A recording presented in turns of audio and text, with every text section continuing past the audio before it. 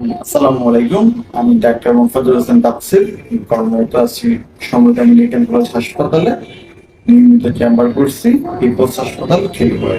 নাক কান গলার ফরেন বডির মধ্যে মোস্ট কমন এবং ইরিটেটিং ফরেন বডি হলো যে কানের ভিতরে কোনো চলে যাওয়া। কানে সাধারণত দুই ধরনের ফরেন বডি যায়। একটা হলো যে জীবিত কোনো পোকামাকড়, আর একটা হলো যে নন লিভিং, যেমন পেপার টুকরা, কটন বাগ, পুঁথি, যে কোনো ধরনের মটরশুঁটি, চাল অথবা বীজ চলে যেতে পারে। কিন্তু সবচেয়ে ভয়ঙ্কর হয় যে বাবা মা খুব আতঙ্কে থাকে যে একটা জীবিত পোকামাকড় কানের ভিতরে হাঁটাহাঁটি করতেছে। সেক্ষেত্রে আপনারা জরুরি অবস্থায় যে আতঙ্ক না হয়ে যেটা করবেন, পাশে যে কারেন্ট অলিভ অয়েল তেল থাকে সেই তেলটা কানের ভিতরে দিবে, পোকাটা মারা যাবে আর আপনার বাবুকে ইরিটেট করবে না।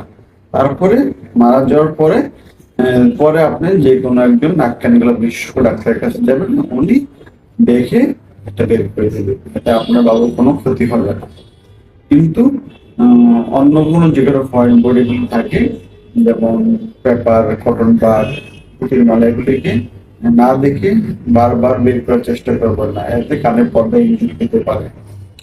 তো এগুলি নিয়ে যদি আপনার কোনো প্রবলেম ফেস করেন, সরাসরি নাক কান গলা বিশেষজ্ঞ ডাক্তারের কাছে যোগাযোগ করবেন। এই সমস্যার সমাধান নিয়ে আমরা পিপলস হাসপাতালে জরুরি 24 ঘন্টা সেবা দিয়ে থাকি। আপনারা জরুরি আমাদের হাসপাতাল জরুরি বিভাগে যোগাযোগ করবেন, আমরা সেবা দেওয়ার চেষ্টা করবো।